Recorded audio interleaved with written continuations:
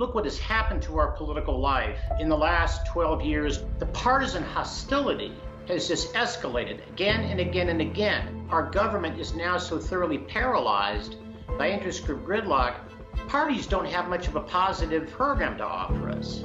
Both parties were captured long ago by moneyed interests. Americans don't know this is why they've been disenfranchised. We don't know why we've lost our voice. And because we don't know that the money is our enemy, we see our fellow Americans as the enemy. Good evening. Welcome to NTD's Fresh Look America. I'm Paul Graney. Dan McMillan is a historian, author, and former prosecutor.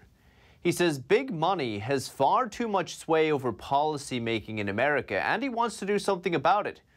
His group Save Democracy in America advocates for changes to how election campaigns raise money. He says his changes would give power back to the American people, power that's held by special interest groups right now. So Dan McMillan, it's great to see you. Thanks for joining us. Thank you so much for having me. It's good to be with you. What role do you feel big money will play in this election cycle particularly? Well, I mean, most obviously, the amount of money being spent to basically buy politicians, to buy influence, to help politicians you want, or even more so, because a lot of the spending is actually to attack your favorite politician's opponent, has risen dramatically. The last midterms, it was $7 billion that were spent to influence those elections. It's now been projected to be 9.3 by the Center for Responsive Politics, which is a nonpartisan watchdog, very reliable source. So you're already seeing a dramatic increase, and that's in constant dollars. That's in 2022 dollars. But I think there's something even more important, I think, to understand. I mean, we have to step back from and look what has happened to our political life in the last 12 years, but I think especially since 2016, and that is to say that the partisan hostility has just escalated again and again and again. And the confidence of the American people in our political leaders and in the system has fallen and fallen and fallen. And of course, the most dramatic turn is that already there are so many, depending on how you talk to, anywhere from 55 to 70% of Republican voters believe that the 2020 election was stolen, or rather it's more kind of, as I understand it, maybe a third are convinced absolutely it was stolen, another third say probably, another maybe 20% suspect. But you're talking about at least 70%, so you're tens of millions of Americans, and not just Republicans, there are independents and Democrats who have that fear. And all our political leaders do is accuse each other of causing this problem. Neither party's making any effort to address these concerns. And the question is why? Why are we at the first point in our history when a huge fraction of our electorate literally doesn't think the elections are fair? I mean, this isn't Brazil we're living in. In fact, in Brazil, they have more confidence than Americans do in the fairness of their elections. And if the American people don't feel that our elections are fair, that's the end of the republic. I mean, we are in a very grave crisis. One point you touched on was hostility, okay? Oh, yes, and I haven't really gotten to that. Well, let me ask you a question on that, because usually when we think on hostility, or when we think on big pharma or big tech or any of these special interest groups, we think they have a particular economic goal or political goal or social goal. How exactly does it play into the hostility that we're seeing from both sides? Basically, our government is now so thoroughly paralyzed by interest group gridlock, the parties don't have much of a positive program to offer us. And so what they've defaulted to, and this has been going on really since Karl Rove as Bush's mastermind, the strategy is get out the base, and the idea of persuading the voters of the other party has been forgotten long ago, and all they've got left to get out the base is to foment hostility toward the other side. And I think that's why we've seen this escalation of hostility, this demonization, and now in these 2020 elections, it's just, but already in 2022, but in 2020, really the GOP didn't even bother writing a program, a platform. And the number one message of both parties was identical. If the other guys win, the world will come to an end. Now, that's not a message of hope and promise for the American people. That's not a path forward for the American people. A second way that money fuels the partisan anger, and I want to emphasize, this is not a conspiracy, it's just a pattern that we've seen in our politics for centuries because we're the most diverse society. Racially, ethnically, because of immigration, religiously, there's always a temptation to divide and conquer. That's how money stays on top.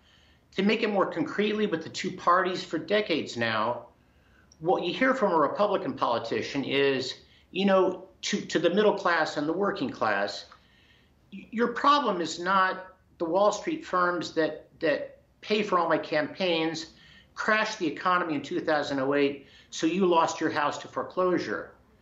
Your problem is black people who are lazy, commit crimes, and sponge off of government and suck up your tax dollars. Your problem is immigrants who want to take your jobs. Your problem is the godless supporter of abortion rights. And from the Democrat, the message is, your problem is not the Wall Street firm that has paid for all my campaigns, and Hillary Clinton raked in big bank from Wall Street, if you remember. Your problem is the racist, gun-toting redneck who automatically hates you for the color of your skin and could care less if your child is murdered in a school shooting because he thinks he deserves to own 30 assault rifles, and who wants to ram his Christian beliefs down your throat. Now, I'm not saying that abortion is an important issue. It's very important. I'm not even saying that gun control isn't important, although I think we overstate it's important. I'm not saying that immigration isn't important. But in a way, both parties milk these issues to stoke the anger, because anger is all they got left to offer us, and also because both parties were captured long ago by moneyed interests. They have nothing to offer us for our pocketbooks. They let big companies get away with murder in the tax code and shift the burden of taxation to small businesses. The corporate tax code is totally unfair to small business because big businesses got this lobbying power. And the way to divide the middle class and the working class against each other is, race, religion, hot button social issues. And I guess the third way that I think the money contributes to the anger is that, the American people are justifiably angry and frustrated about politics. And they've been angry for a long time. And in 2016, in a way, on both sides of the aisle, Americans stood up and said no more. Americans who voted for Bernie Sanders said, this is unfair, we want change. People who voted for Trump voted, I think above all, for change, drain the swamp or have a revolution. But no one has given them this change. And since the American people have no way of understanding that it's big money more than anything else, having a government that's for sale to campaign donors, Americans don't know this is why they've been disenfranchised. We don't know why we've lost our voice. Because no one who works in politics has much of an incentive to explain it to us, right? I mean, if I'm a congressman, I don't say in the campaign when I'm stumping, folks, I'll do my best to get you some crumbs from the table, but realistically, I got to take care of my donors because they're my constituents, and they're more fun to talk to than you are because you're boring and you don't have an Ivy League degree, right? You don't win an election with that slogan. Since the American people literally don't understand that the money is their number one enemy, they begin to see each other as the enemies, and Republicans and Democrats turn their anger on each other. So those are kind of, I think, the three ways that I think the money has effectively paralyzed our political system, which means politicians have nothing to offer but negative messages. Big money has always stayed on top of this country through divide and conquer, and because we don't know that the money is our enemy, we see our fellow Americans as the enemy. That's kind of my polarization argument. That sentiment you spoke about with Bernie Sanders and Donald Trump in 2020 or 2016, are you seeing that continue this election cycle? Because we see Trump-backed candidates like Kari Lake in Arizona or Tudor Dixon up in Michigan who seem to be outperforming, even though they've spent much less than their opponents who are more established figures.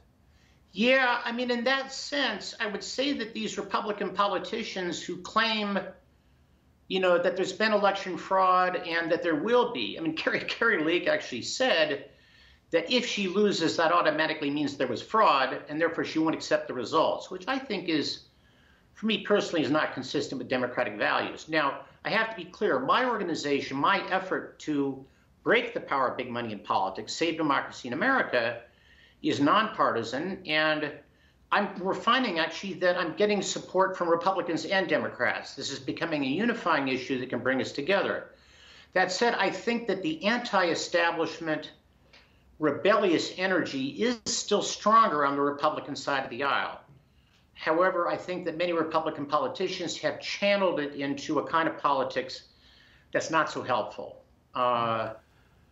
What do you think on that point then? The Republican Party, we see pretty significant divisions happening, mostly between the likes of more established figures like Mitch McConnell versus Trump and kind of Trump-backed allies. Do you feel the more populists like Bernie Sanders, Donald Trump, when they get into power and their people get into power, they follow through, or they're also beholden to big money donors? The thing is, they have to raise the money too. And that's why, I mean, Donald Trump, he had it right. He said we must drain the swamp. When he got to Washington, however, the swamp is not drained. And I don't even mean to say that to fault him so much. It's just realistically, he had to raise the big money also. And he didn't raise as much in 2016, and Clinton outraised him and outspent him. But of course, Trump had massive free media because people could never turn a camera away from him because he was great television. I mean, he got effectively $1 billion worth of free media. But for this coming election, President Trump and his allies have raised massive amounts from big donors. And so when they get to Washington, they won't be able to do it anymore for us. At the end of the day, until we change where candidates get their money, nothing's going to change. Let me just talk a little bit about health care, which is one of the most shocking problems we've got, and one that we could gain so much by solving. Okay, here we are, the world's wealthiest large economy. We spend twice as much per American on our healthcare system as do the citizens of France, Canada, most other first world countries. Yet our outcomes are worse. Our life expectancy is well below. In fact, on some rankings of life expectancy I've read, we're below Cuba, Saudi Arabia, Colombia, Turkey, which is crazy. 1 American in 10 has no health insurance at all. Every year, 500,000 American families are driven into bankruptcy by medical expenses. And I mean, I tell my German friends, because I spend a lot of time in Germany, they speak the language. I tell my German friends about these bankruptcies. They look at me like I've got 3 heads. It's like, what's wrong with you Americans? Why would you do this to yourselves? Well, it's not something that we choose. But, and look, I don't have a plan for fixing healthcare, but first of all, one way we can get costs down and shave down these bankruptcies is regulate drug prices. Americans spend twice as much for prescription medicine as do the citizens of any other first world country than Germans or Canadians. Why? Because Big Pharma, year in and year out, is one of the biggest donors to politicians. And in fact, in the 2020 general, if I remember correctly, they gave Joe Biden $3 million, Donald Trump $1 million. I think Bernie Sanders actually got $1.5 million. Okay, why do politicians never even talk about regulating drug prices? Because if they did, they wouldn't attract the money they need to get a campaign off the ground. You got health insurance companies. Actually, my friend Dawn, who was here assisting me with the setup, manages a healthcare practice in northern New Jersey. And you've got health insurance companies micromanaging doctors. You need advanced clearance to take a test. You've got all this staff whose only job is to haggle with insurance companies. And insurance companies are working overtime finding excuses to deny coverage, which is another way that Americans go bankrupt. But we can't regulate the insurance companies because guess what? They're donors too. And then you look at the malpractice bar. I mean, yeah, in every medical system, look, we've got to have a means to police the medical profession and weed out the bad apples. And there ought to be a way to compensate people who have been seriously harmed by medical errors. By doing it through the courts, how can there be a way that's more expensive than doing it through the courts? But the trial lawyers bar, year in and year out, is a very generous donor to the Democratic Party. Now, this example is against the Democrats, but this is a thoroughly bipartisan problem.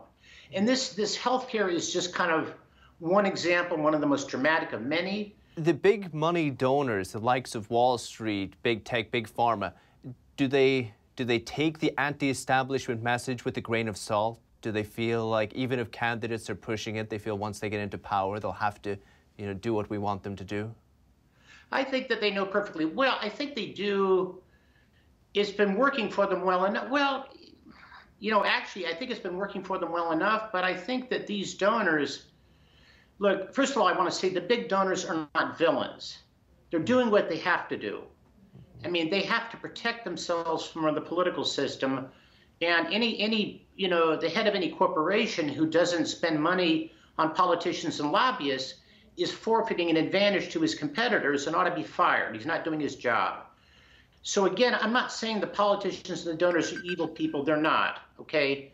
It's the money's the enemy, not our fellow Americans. But I think that one of the reasons why I think that our reform effort will succeed is that even that the big donors are saying they're not getting what they need from the political system anymore. Because what does the business community have to have from every political system? Yeah, they want lower taxes, light regulation. What they have to have is stability and predictability. And that's gone out the window in this country 7 or 8 years ago. So and people told me when I started my venture, you're going to face a wall of money from the U.S. Chamber of Commerce. I'm not saying I'm waiting for a check from Charles Koch, but I think if I get a chance to talk to the business community, I think they will see that I'm not their enemy and that ultimately it's in every American's interest to bring back government by the people and have a stable government that all Americans respect and trust. Then what gives you the confidence that there is a solution given the amount of money that is out there? I've been studying this for a dozen years. The best approach, and it's not a perfect solution, but it's the best approach, I think, and that's why I'm putting all my chips on it. It's basically, it's been called democracy dollars. It was invented by a couple of very smart guys who teach at Yale Law School, one of whom, Bruce Ackerman, I've spoken to, a very nice guy. And the idea, what I love about it is it's so simple and common sense. Problem, the only people in Washington who have any influence are high-dollar campaign donors. Solution, make ourselves the donors. Whoever pays the piper calls the tune. We want to call the tune, well, let us pay the piper. That is, let us pay for election campaigns. Concretely, how that would work, the government would give every registered voter an online account of campaign cash for every 2-year federal election cycle, $100 for the presidential years, $50 for the midterms, which are cheaper. With 168 million registered voters, you're talking about even more money that was spent in the 2020 elections. And if you make a pool of money available that the voters control directly, every individual voter, you can't take the money out and spend it, but you go online, you assign it to the candidates you want to support. And then all of a sudden, any candidate, a good candidate, solid candidate, can raise enough money from the voters to run a hyper-expensive campaign that you need to be competitive. And their opponent's not going to have much excuse for taking money from big pharma, big oil, or anyone else. Because if they do, the one who runs on democracy dollars money is going to say, well, my opponent would rather be a stooge for corporate interests. I want to serve you, so I take only democracy dollars. So you choose one of the two. You choose big donors or you choose democracy dollars. Is that how it works? That's right. I mean, realistically, for this system, you should let if candidates want to take democracy dollars, they should take no more than, say, 10% in private donations. You don't want a system that's only democracy dollars, because then it'd be very hard to challenge an incumbent, because incumbents already have ways of reaching the voters and attracting the money.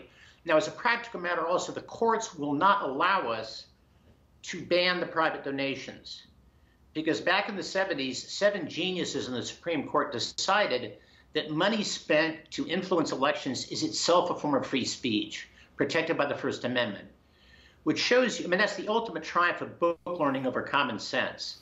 If you assembled 7 Americans in a bar, you'd never get them to buy into an idea that's stupid. But with the disadvantage of a law degree, you can come to ideas that dumb. Anyway, the court's not going anywhere. That's the way the court operates.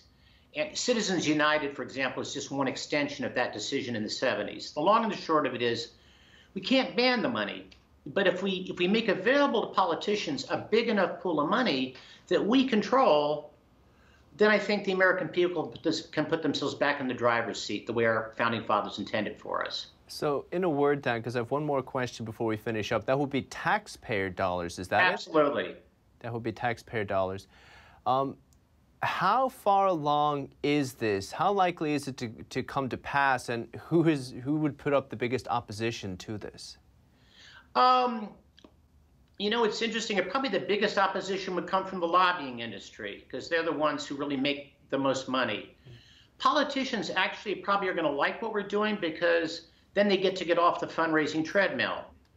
But realistically, leadership is not going to come from politicians, because they're too dependent on their donors. You can't say to the voters one day, big money in politics is evil, and the next day call up your evil donors to ask for more evil money, right? So it's going to have to come from us, and our support is going to have to be massive. I mean, literally, my task is one of persuasion, publicity, educating the American people about money in politics, because no one who works in politics is going to do that. It has to be someone like me from outside the system. How long will this take? I'll tell you this, it's an idea. Almost everyone I talk to, no matter what their politics, loves the idea. I've had maybe 35 media appearances, more on conservative talk radio than on liberal or mainstream outlets. And I am getting an enthusiastic, not just enthusiastic, warm, friendly response all across the aisle. Because at the end of the day, you know, we're all Americans. And we all understand that this country is supposed to stand for government by the people, that this is a special country because we stand for ideals. And our ideals are not just about a better life for Americans. They're about a better life for all of humankind. This is what, for me, makes this the greatest country on earth. And yes, do we always live up to our ideals? Not at all. There are a lot of fair criticisms. But at the end of the day, I think the patriotism of the American people and our commitment to democratic values will carry the day. It's just that so far, no one has shown them a concrete step they can take to fix this mess. All Americans are fed up with politics as usual. No one has shown them a way. Now that's what we're doing. And so far, so good. I mean, I think we're going to win, but it may take a while. Well, Dan, it sounds like a noble, albeit lonely battle, so we commend you. Dan It's not McMillan, lonely we at all. appreciate it. People love me. I mean, no, I mean, I've had everyone I talk to, all these radio hosts, you know, and many of them call me back several times, and they're like cheerleaders for me. They're saying like, Dan, this is a great idea. Tell people how they can help.